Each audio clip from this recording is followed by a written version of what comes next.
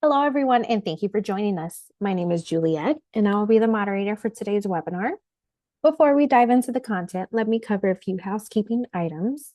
At the bottom of your screen are multiple engagement tools you can use. All tools are resizable and movable, so feel free to move them around to get the most out of your desktop space. You can expand your presentation area or maximize it to full screen by clicking on the arrows in the top right corner. If you have any audio or video issues, you can find answers to some common technical questions located in the help widget at the bottom of your screen. Please note that a copy of today's slide deck and additional resources are available in the resource list. Please have a look and download everything that you may find useful. Also, the webinar will be recorded and sent via the email you registered with. Lastly, if you have any questions during the presentation, you can submit them through the Q&A widget. We are here to answer you live via the chat, so don't hesitate to reach out throughout the presentation. And now I'll introduce our speakers. Today we're joined by Ronald Melster. He is one of the longest serving experts in automotive SPICE. Ronald brings over 20 years of experience in the automotive industry, specializing in ASPICE compliance, functional safety, and cybersecurity. He has been helping clients navigate complex assessments and ensure adherence to critical industry standards for more than a decade. His deep knowledge and hands-on approach have made him a valuable resource for companies looking to strengthen their capabilities in these key areas. We are also joined by Sathiya Ramamoorthy. He is a senior solutions consultant at Jama Software. He works with Jama Connect customers across automotive and semiconductor industries to optimize requirements management practices that help innovators to succeed. Sathiya brings over 20 years of software engineering excellence experience to Jama Software and has facilitated product development teams to launch successful products in the automotive, aerospace, and networking industries. And with that, I'll pass it over to you, Ron. Thank you for the warm introduction, and thank you very much for inviting me to today's webinar. I'm excited to be here with all of you to discuss the challenges and updates that we encounter in the latest version of the ASPICE standard. So let's get started and explore what these changes mean to our industry and how we can best adapt to them. Why are we doing this webinar? The release of ASPICE 4.0 has brought new requirements and expectations and created some confusion. In this session, we will discuss 4 key areas of change that are especially challenging and potentially misleading. This webinar is designed to clarify these updates and help you understand the implications. Here are the 4 changes I will talk about. First, we will look at the changes on how to connect elements across the V model. Then we move on to consistency, as there is an increased emphasis on maintaining consistency across work products. I will share how this topic impacts your daily work. Then we discuss our favorite topic, the verification criteria. The base practice and the work product for the verification criteria have been removed from the standard. The question is if the need for a verification criteria is gone as well. And the last change I will talk about today are the special characteristics. This new concept was introduced with PAM 4.0. I will explain why this is necessary and how it can be implemented. Some of you may know me already, but for those of you who don't yet, let me introduce myself briefly. I'm Ronald Melster, or simply Ron, in the automotive world. As one of Europe's longest-serving ASPICE assessors, competent since 2005 and now principal, I've dedicated my career to guiding organizations through process improvements, always striving to balance structure with pragmatism. After my early work in software engineering and quality assurance at Fraunhofer, where I researched on knowledge management and 3D visualizations, I entered the automotive industry in the year 2000. Over the years, I found that meaningful assessments involve much more than simply rating.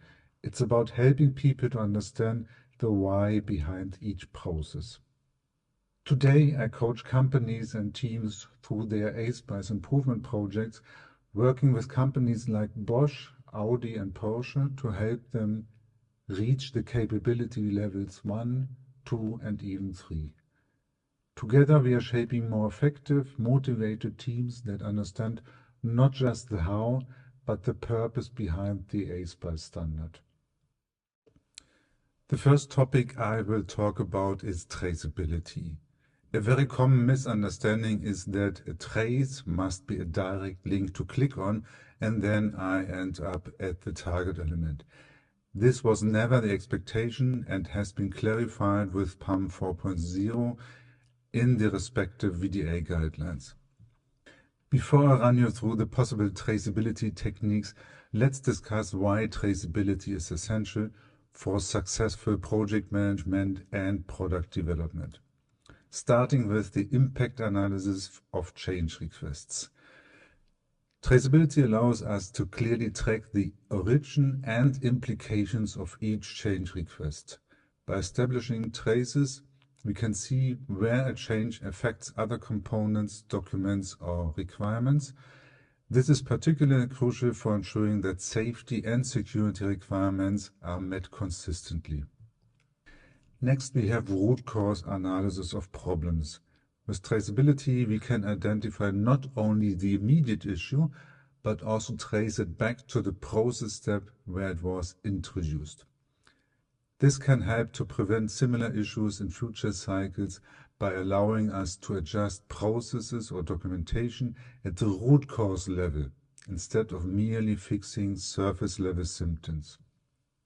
And traceability can help to show the completeness of work products. Traceability helps us to verify that all necessary parts of the system are complete and that each requirement has been successfully implemented. This is especially critical in safety and security cases where missing traces could mean non-compliance or safety issues or vulnerabilities. Finally, traceability enables progress tracking. By using trace links, we have a clear and consistent overview of how far along each requirement is in the process. This enables project managers to track progress more accurately. In essence, traceability ties every piece of the project together, ensuring that we understand the why and how behind each element and helping us maintain quality, safety, and security. Let's have a look at the first traceability technique, which are naming conventions. The idea is to use the name of one artifact to identify another artifact. For example, the name of the unit, which is defined as part of the detailed design, is used to identify the source code file or the function in the source code. Of course, the naming convention has to be described in a central document to make it available to everyone in the project. Our next traceability technique are editorial references. This method uses the same ID as a text reference across documents that need to be connected. It's a straightforward approach, often called traceability light, because it doesn't require complex tools at the start, just the ability to update text in both documents. The question remains how to trace back. There are a few approaches that we can take. The first one is contextual searching.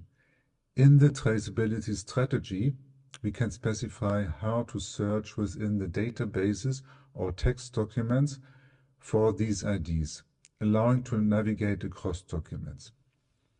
Another method is to create a mapping table, serving as a lookup tool that aligns IDs from one document to another. Finally, we can use tools like Rectify that scan the text documents and provide statistics about the coverage of the traces. Our third traceability technique is hyperlinking. This approach creates direct connections between tools, making it easier to trace items across different systems. With hyperlinking, each item has a direct link embedded in the document or tool. So rather than manually searching for information, you simply click the hyperlink and it brings you straight to the related item in another tool or document. Our fourth and last technique for establishing traceability are tool links. Many modern tools can create direct links or traces between different elements or requirements, streamlining the process of tracking dependencies and relationships across the project. Tool links often add semantic context to each trace, such as implements or is implemented by. This provides clarity on how the elements are related, making it easier to understand the purpose behind each link. One powerful feature these tools provide are suspect links. These are automated flags that notify us when a linked requirement or element is modified. This way, we can quickly perform impact analysis and assess whether changes in one area affect other linked elements, helping us manage risks and ensure consistency across the